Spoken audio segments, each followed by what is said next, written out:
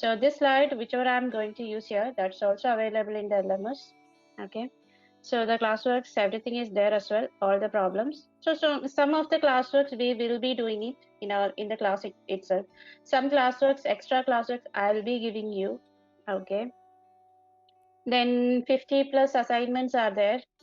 Then 5 weekly tests are there. 1 module test is there. 1 Viva. That too, not oral. It's the objective type MCQ questions only. So that's there. So all these things are there. Okay. So this is a very lengthy module. We'll be finishing it in around 50 classes. Yeah, around 50 classes. Then project is there. 1 project is mandatory. So again, if you are interested, you will get another project. Okay. So that's the thing. Depends, everything depends on the completion, how much days will complete, in how many days we'll complete it. So everything depends. So at least 1 project is mandatory. Okay.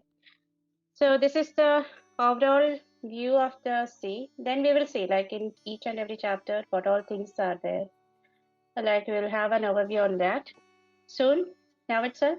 So before that, let me know, why should we learn the C programming? So what do you know about the C? So now all our sessions are going to be interactive. Okay, I told the only way of communication is through the chat. So when you reply for my questions only, I will understand that whether you are getting the concepts correctly or not. So when I ask something, even if you don't know, okay, please respond. You don't know, then tell don't know. Or if you know something, then tell that. Okay, so we are a group now, and don't feel like what others are going to judge me. So I'm not going to answer. Don't think like that. When you answer only, when you reply for my questions only, you are going to learn. Okay, so don't feel awkward. Okay, so please answer, please respond when I ask something.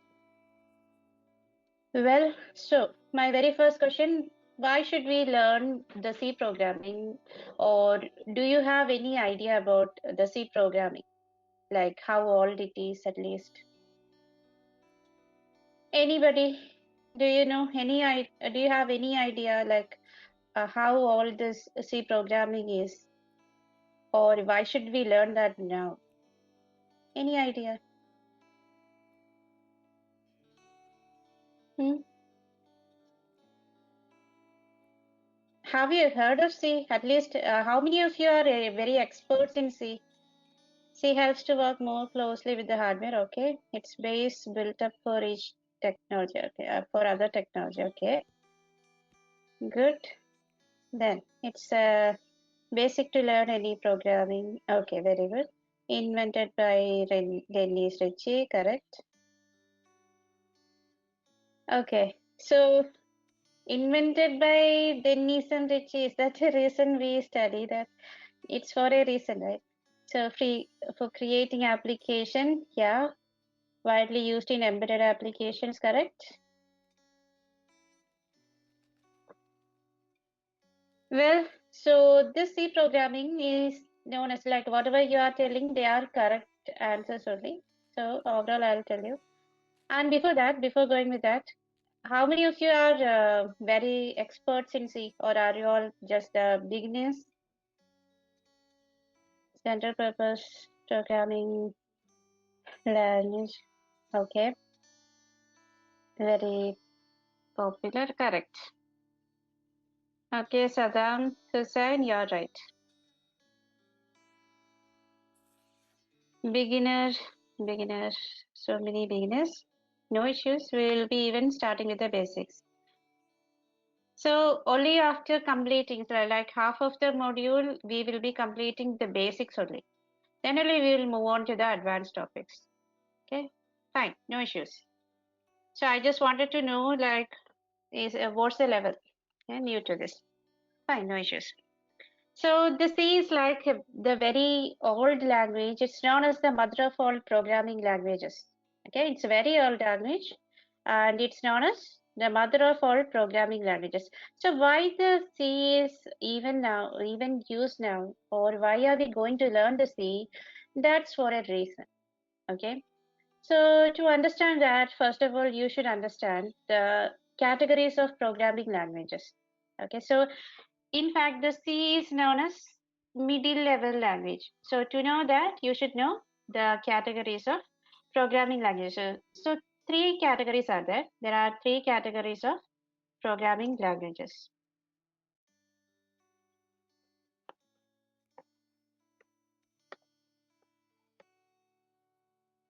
Okay, so the first one is low level. So low level language. Second one is middle level language. Or I can say the second one is high level language, and okay, I'm just changing the order. And the third one is middle level language. Okay, so do you have any idea what is low level language? What is meant by the low level language? If you know, okay, so assembly level language, we can say that is the low level language. Will this module also? No, it's not embedded C, it's just a generic C. So we are going to see only the generic usage of C. Okay, so embedded C, that is application level that you will see as the microcontroller module. Okay, fine. So the low level language, in the sense, the example is assembly codes. Okay, so my question is like, how can we understand, or is it human readable? Can we easily read it and understand what the program there is? Yeah, we can't, isn't it? So low-level languages, in the sense, or like the assembly codes, they are the programs which are written to be understandable by the machines. Okay, the machines can understand it. Okay, so how they are written, in the sense, they are written using the instruction sets. Okay, so the low-level languages are written, or the low-level codes are written using the instruction set. What is this instruction set? In the sense, there will be some predefined some functions will be there for every architecture. Okay, so this instruction set will be like every architecture, in the sense, it can be a controller, it can be a processor.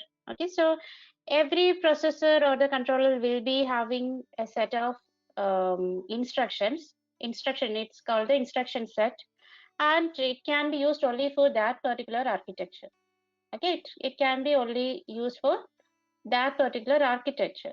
So, like for example, there will be some functions like add or move, compare, jump. Okay, so something like this will be there, and that changes. This instruction set changes from architecture to architecture. So, for example, Intel is one architecture, or ARM is another architecture. Okay, so again in ARM there will be a lot of variations will be there. So like that comes to the Intel also. So every architecture, for every architecture, there will be an instruction set. So these whatever low level codes are there, which are machine understandable codes, they are written only using this instruction set. Okay, so if to write the instruction, if to write the low level code, first we should know the instruction set. So it's like from the scratch we can't write it. So like any other simple program, we can't write it easily. So we should know the instruction set first, and how it's working, the how the assembly code is working. We should know what is the for example, if that is the Intel architecture, we should know each and everything, each and every instruction set of the Intel architecture first. Then we should know the working of it. Okay, then only we can write it. Then only we can implement some logic using that instruction set. It's not very easy thing. It's something very difficult. Okay, so the advantage of this, in the sense, it's instructions that I told, it's like some predefined functions. Something like, for example, if you want to move something, okay, you will be having something like a. So in fact, if what do you know what is command? Command. Hmm? Command in is you. So usually in programs we use commands, isn't it? So not every programming language. So I'll come to that. So the commands, for example. Okay, I don't know whether you are used with any command. So, for example, very simple command that we can use to change the directory is cd. Okay, so it's a very common command which is not only in Linux, in other operating systems also. we can use something like cd. Cd in this, okay, the cd is a very common command. Cd in the sense we are telling the system to change the directory. Okay, change the directory. Directory in the sense the folder. Okay, so that's one example I can give. So we are telling, we are instructing the system to do something. That is called an instruction. So all the commands are also instructions. Okay, so we are telling the system to do something like that. When we are telling to move something, okay, so this will work as a command or instruction. The commands are instructions only. Okay, commands are instructions. We are telling the system to do something. Okay, so do change it. Okay, do change the directory or move something, or there will be some instructions like add. Okay, so it depends on which architecture you use. So when it comes to the specific architecture, there will be different instructions. Okay, so the advantage of this low-level language is that it can directly interact with the architecture or underlying hardware. Okay, so direct communication with the hardware can happen. So if you want to access the hardware using a code, then you have to go with the low level programming. Okay, so if you want to access the hardware or underlying hardware, if you want to access it, then you have to do the low level coding or low level programming. Okay, so then coming to the high level language is like, again, it contains many instructions or many things like the commands, so many things are there. Okay, so there also, we are telling the what exactly the system to do something, but the thing is like, there is no interaction with the hardware. Okay, in high level languages, there is no interaction with the hardware. So for example, um, we can use the JavaScript or the Bash script.